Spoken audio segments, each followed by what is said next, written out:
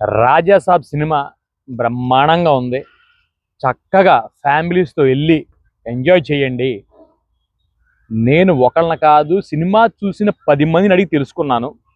Cinema బాగానే ఉంది, చండాలంగా లేదు. అసలు థియేటర్లో కూర్చోలేనంత చండాలంగా లేదు అని ప్రతి ఒక్కళ్ళు చెప్తున్నారు. కాకపోతే బాహుబలియో, సాలారో, కల్కియో ఇలా ఊహించుకొని వెళ్ళొద్దు. It is a entertainer. Khaidi తీసిన తర్వాత చిరంజీవి చంటబ్బాయి ఎలా తీశారో, లేదంటే ఖైదీ ముందు వచ్చిందో తర్వాత వచ్చిందో కానీ చంటబ్బాయి అనే సినిమా ఎలాగైతే ఎంటర్టైనరో, రాజాసాబ్ కూడా అలాంటి ఎంటర్టైనరే. ఫ్యామిలీతో శుభ్రంగా థియేటర్కి వెళ్ళి ఎంజాయ్ చేయండి.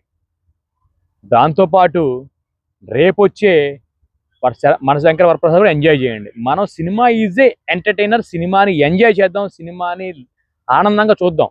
అంతే తప్ప చండాలంగా ఉందని చెప్పి నెగిటివ్ స్ప్రెడ్ కావాలని డబ్బులు తీసుకుని చాలా మంది చేస్తున్నారు కూడా వింటున్నాను. ఆ పాపం మీకే తగిలిద్ది.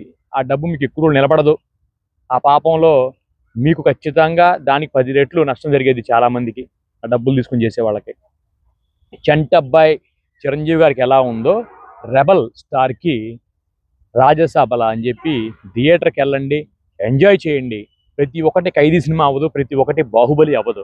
ఎంజాయ్ చేయండి. మన ఫ్యామిలీతో ప్రతి నిమిషం సినిమా చూసి ఎంజాయ్ చేసామా? ఇసుగు పుట్టి తలనొప్పి వచ్చి టైం వేస్ట్ చేసే సినిమా అయితే కాదు కాదు కాదు. థియేటర్కి వెళ్ళండి, రాజసాబ్ని ఎంజాయ్ చేయండి. ఎంజాయ్మెంట్ కోసమే వెళ్ళండి, ఫ్యామిలీతో వెళ్ళండి. ఖచ్చితంగా ఎంజాయ్ చేసి బయటకు వస్తారని చెప్పి ప్రతి ఒక్కళ్ళు చెప్తున్నారు.